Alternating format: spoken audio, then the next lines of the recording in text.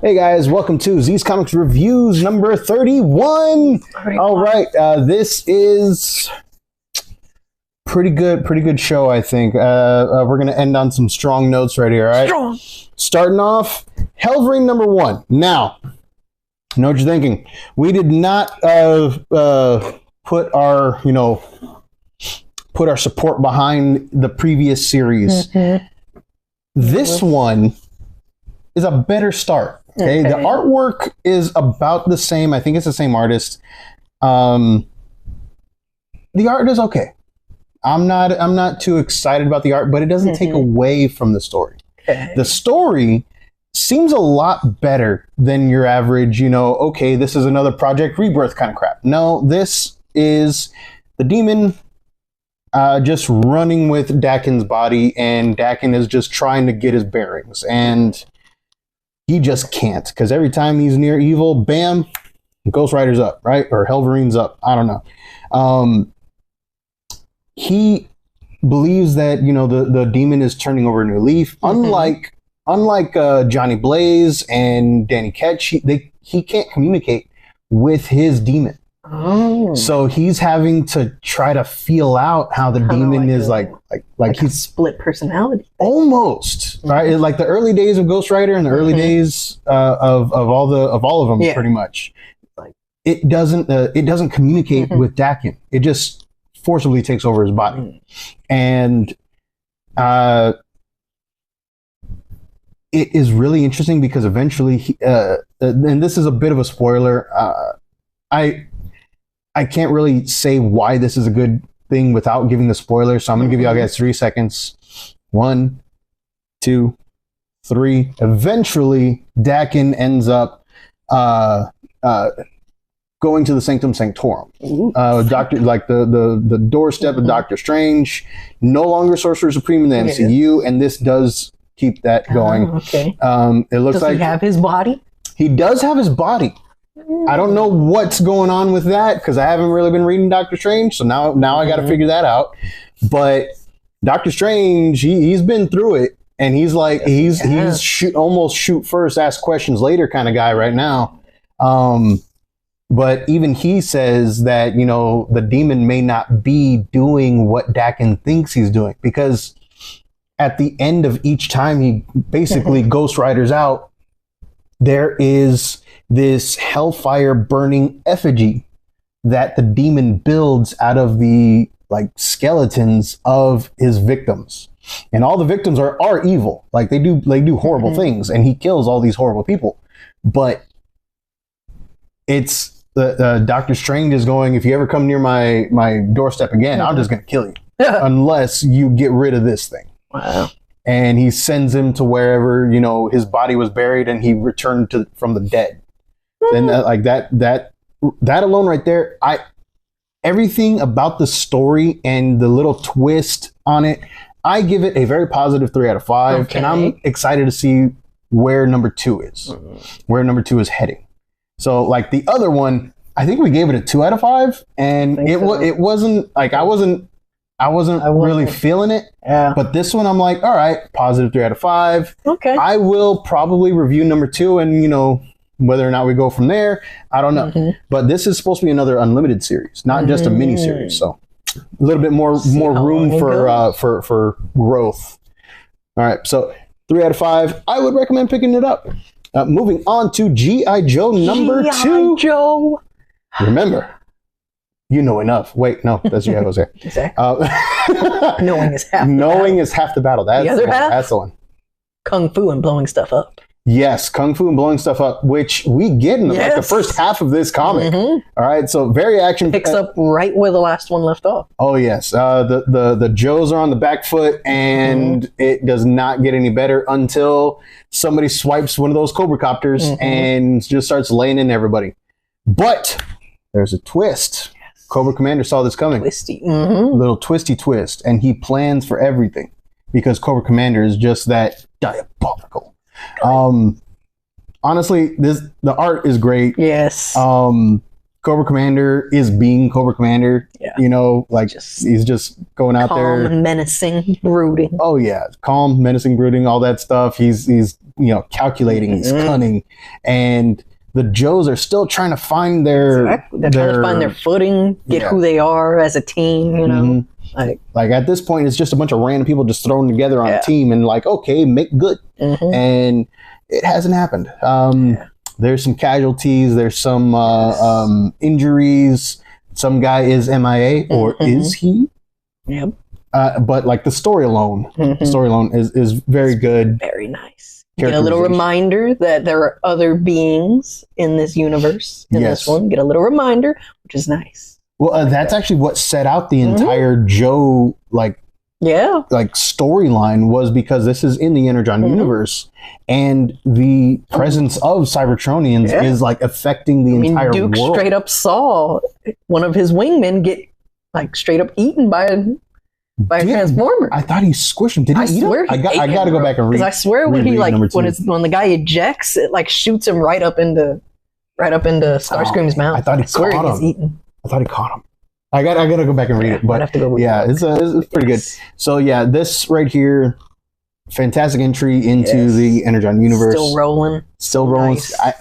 I've yet to read a miss, from the Energon universe that's being created right now. It's amazing. I hope that new movies or whatever take their cues from this or Transformers 1, because damn, it's good. It's going, everything is getting unwoven very nicely. The only downside, I may have gone too hard on my photo that I sent in. All the photos be looking like people are taking selfies, and I went full action pose. I may have gone too hard. I may not get in one of them.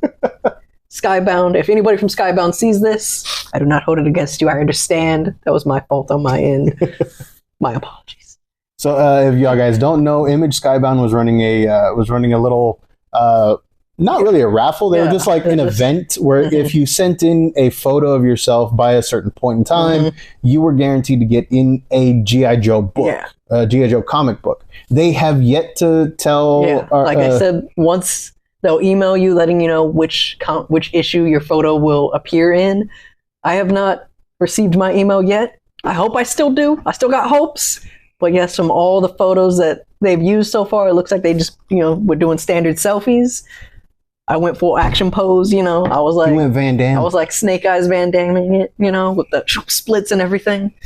I may have gone too hardcore. So I may not get used. I hope you get used in an action scene, okay? All these other people are just like, whatever. But no, you put in an action pose, you need to be in an action scene. They might be like, you know what?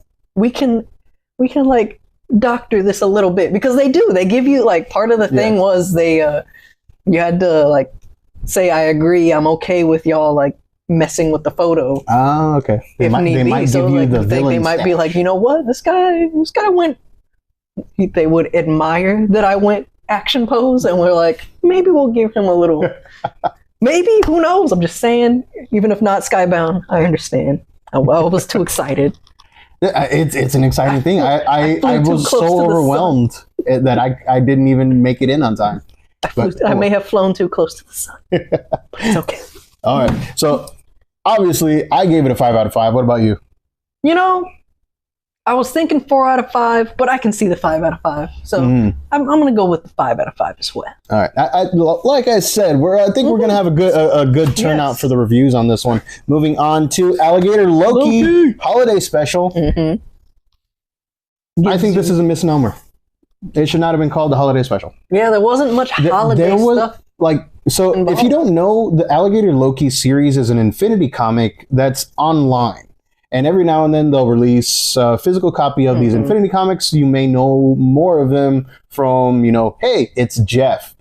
They finally did for Alligator Loki. And these ones are what people call silent comics. There's no dialogue in there. Every now and then, if there is a dialogue bubble, it is filled with a mini picture. There's only one holiday-esque, well, no, it is straight up a holiday one in the first few pages.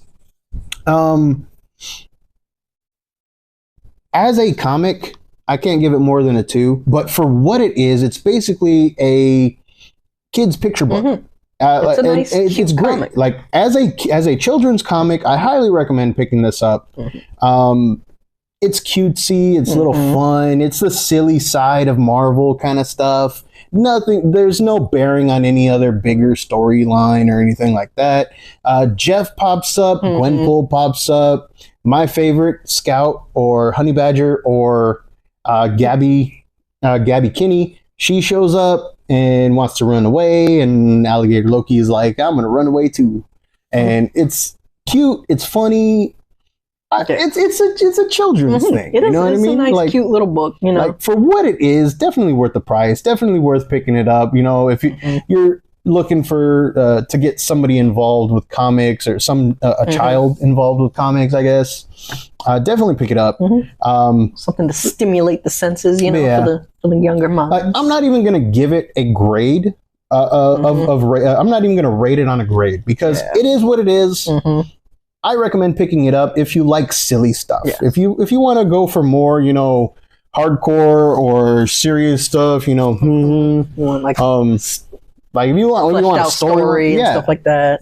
If you want that, there's a lot of stuff that came out today that or this week that you can pick up. Alligator Loki is just a good time. Yeah, it's just a good time. It's a nice little cutesy thing. Yeah, you know, nice little way of you looking and being like, oh, that's nice. You know. Oh, he learned his lesson. Like little things like that. So, you know, I'm not even going to assign this one a grade. You? I can go with that. I can go with that feel. But yeah, it's just a nice comic book. Moving on to Power Rangers Prime. Power Rangers! Wait. Yeah. Power Rangers Prime #2. Second issue in the new universe. Opens up where the first one picked up. Opens up where the last one left off. Someone comes down from the moon. Oh, someone? Oh, it's her. It is her. She's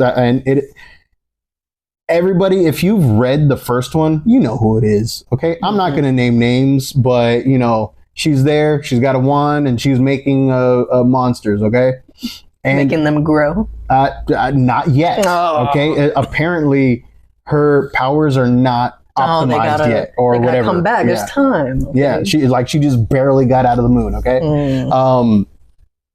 This one right here, the artwork's still fantastic. Obviously, you get a little bit more world building,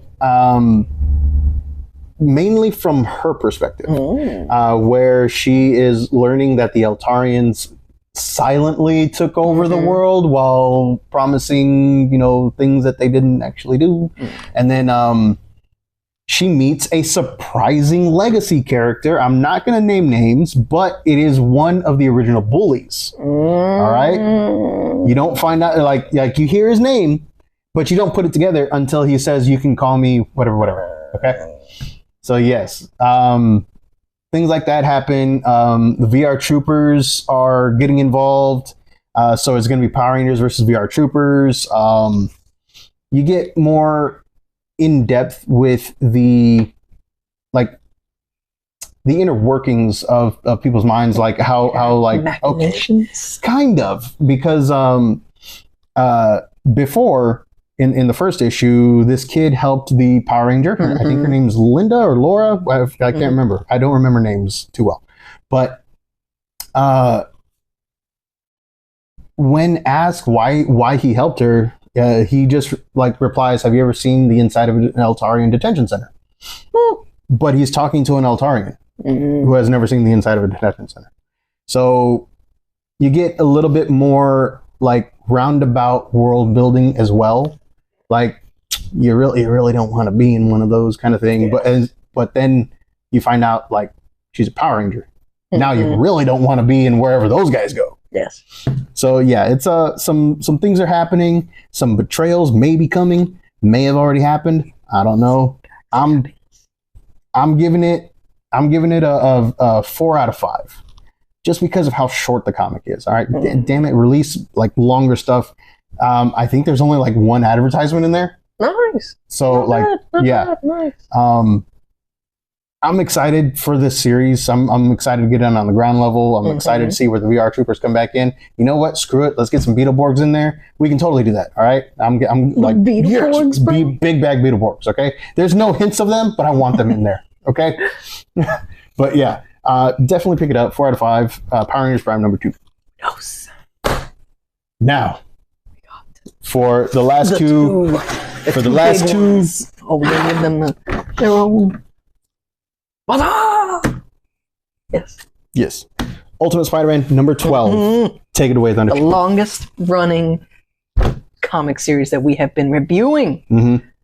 This is very nice. It continues, still continues with it. Gives you that. See, this is kind of like, even though it wasn't advertised as a holiday special, it felt on a holiday special. Yeah. Because they all come together for a.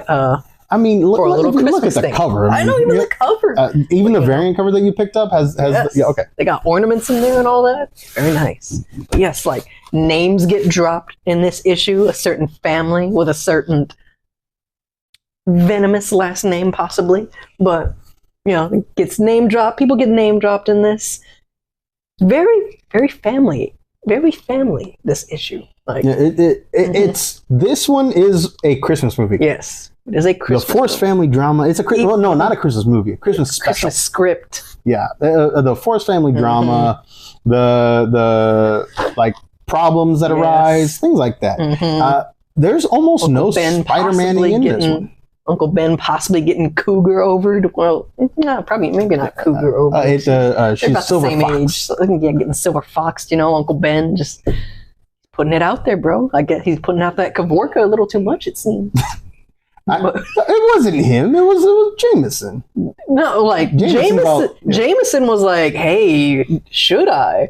But Ben is just chilling. Uncle Ben's just chilling back, like, "Hey, I'm here," and she's just like, "You know what, Uncle Ben?" And it's just like, Uncle Ben can't do anything about it. Can't. It's not his fault that he has some of the greatest rice known to man. That's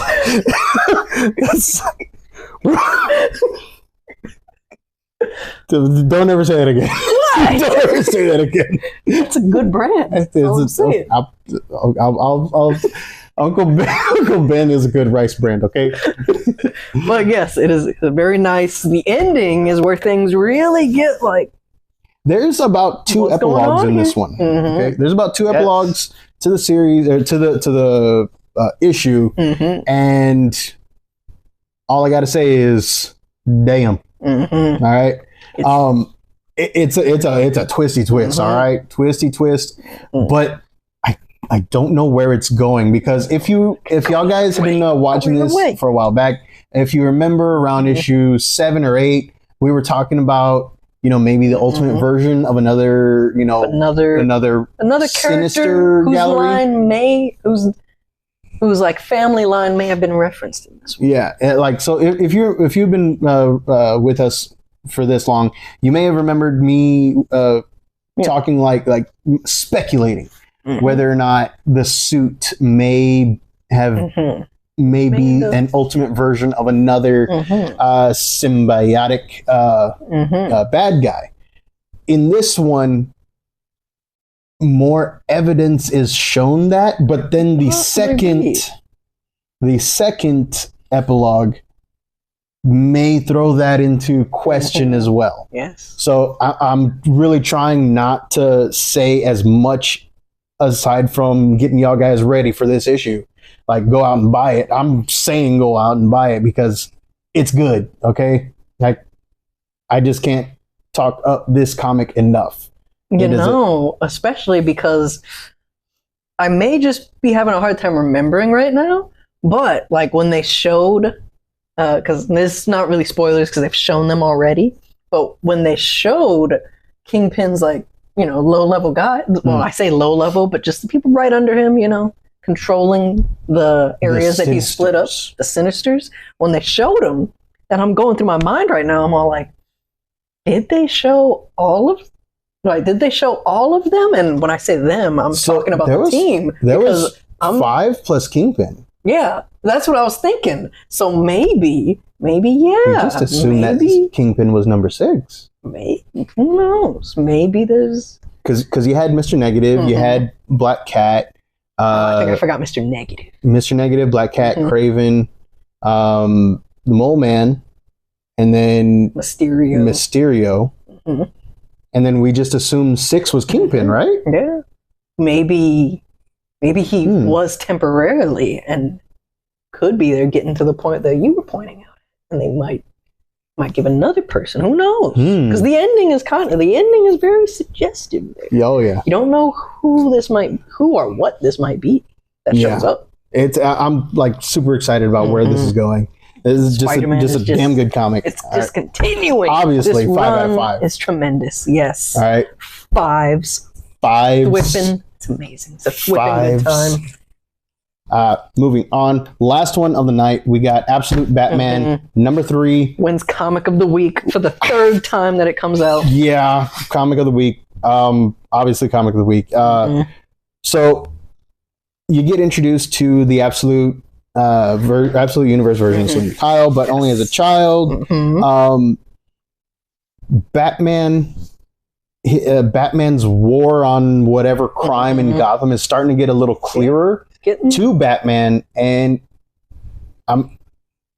he might have blinked. He may have done what he was making fun of Owlman for doing. Yep. He may have done that. Yeah, he might have blinked. I'm gonna leave it at that. But dude, the Batmobile. Yes. The Batmobile. It's a Transformer. It's a friggin' Transformer, okay?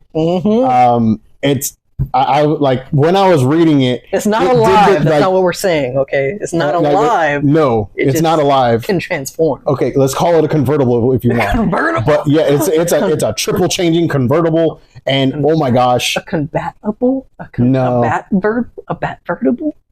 No, there's no way to do it. Batvertible. Batvertible. Damn it! I found a way. just like the Bat Bucket or the Bat Terry. Yes. Those actually came out in comics. I know. Yes. Yeah, the Bat Terry. And he actually came out and said, it's just a bucket that I put a bat on. Like, they called it out. Anyway, back to Absolute Batman. A lot more character building in here, especially with Bruce Wayne's motivations and his interactions with his friends. You get a little bit more interaction with the adult versions as well, especially with his mother.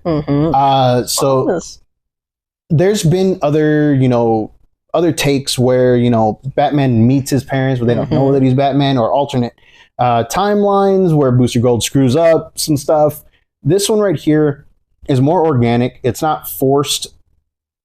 It's just he has somebody to protect. He has something that he's fighting for, and that may or may not be a weakness to the Absolute Universe's Batman. All right, so like maybe this is speculation right here, but maybe what makes him go harder at it like might still happen. You know what I mean? So you get more interaction. See some loss. Yeah, maybe. You see more interaction with background characters. The new commissioner, Harvey Bullock, potential Mayor Hill, all kinds of stuff like that. Yes. But interactions between Batman and Alfred, still top tier. And the inner mind of Alfred is what's on display here. Yeah, he's like monologuing and reading for like half of the story. Yeah. So Alfred's just like observing Batman and how he works, and he's like, I might just hate this guy. Then he does something else. He's like, oh man, might just really like this guy. But yeah, the artwork obviously fantastic. Yes. It's just friggin' good. Yes. There's not much more we can say about this line in general that we haven't already said, because everyone knows that this is amazing. Like, it's selling out. This series is selling out like crazy. Number 1 is already up to what, 4 printings I think were announced. Like 4 or 5. I didn't order the 4th printing because I still have some 3rd ones, but I did order some 2nd printings of number 2 just because of the artwork on it. Oh my gosh! I think number 2 is going to be more expensive than the. Well, I think the 2nd printing for number 2 is going to go like a little higher. which is weird. Yeah, sometimes it's pretty crazy. It happens though. It happens. Yeah. Like the second printing for Batman 608. That's the one where he's standing out on the gargoyle. Yeah, that one's friggin' expensive. The regular one is like $10-15. But yeah, definitely pick up Absolute Batman number 3. Yes. There's so many variants out right now. Obviously, 5 out of 5. Definitely pick it up. Yes. It's just so good. It's just so good. So that I think that about wraps it up. Do you want to do a quick Nightwing one, or just leave it at that? I think the only roughly news that because like I still like Nightwing. I'm still liking the series. This one's kind of just like not too much happens. Like he gets a little finds out that the villain this current villain may have known him longer than he actually knows. Could go back to before he was even Nightwing, before he was even Robin. Could go that far back. Gets a little bit more into how he's trying to kind of work with the gangs of Bloodhaven. Like he's made a deal with them to be like, hey, as long as y'all don't like mess anything up, I'm gonna leave y'all alone for a little bit because we got other stuff going on. You got the police force kind of becoming like a sort of like a tyrannical police force. Oh dang! They got like weapons and stuff, and they just straight up mow down people, and using the old logic of, sure, they may not have been attacking us right now, but they had weapons on them, so we could say whatever we want and like excuse us doing that. Dang. So like things are getting pretty crazy in this. But I'm still liking it. Just this one wasn't too much of like a one that I felt, okay, no, we need to have this on here. Still a good like 3 out of 5, positive 3 out of 5. The interactions between him and like Barbara and all that, doing great. Like it's still a nice one, still a nice issue. Nice. And then I just remembered too, for like a little bit of that comic news, it's about that time where we're gonna get a little Tropic Thunder on this because we're about to be able to say, here we go again. Because yet again, the man is going to K-word, unalive, sleep with the fishes, the Marvel Universe, yet again in comic form. Deadpool kills the Marvel Universe again. Okay, so like this is supposed to be the last time. Well, actually, that was it. Deadpool kills the Marvel Universe one last time. I think it was. Oh, is that? I think that's the actual name of it. Like one last time. I know last is in there. I just can't fully remember. But yes, they're coming back for the 3rd time of a Deadpool K-words the Marvel Universe story. Damn. Who knows how this one's gonna go? They've already had like 4 of them, haven't they? At least for Deadpool, they were saying this is definitely number 3, and that was straight up on Marvel. Like Marvel, when I saw it on Marvel releasing, like announcing it, their post themselves said, "All right, for the 3rd and final time, at least with him." But I know so many people have K-worded the Marvel Universe. It's not that impressive anymore. It's true. Punisher took him out. Yeah, Punisher did it, and that one was like twice. That one was wild. All right, guys, that about wraps it up for us today. If you like the Rant Scenes Ravings to Mad Men, go ahead and give us a like, follow, share us with friends, and we will see you guys on Sunday for our movies, TV, and whatever else that we find out throughout the week. And later.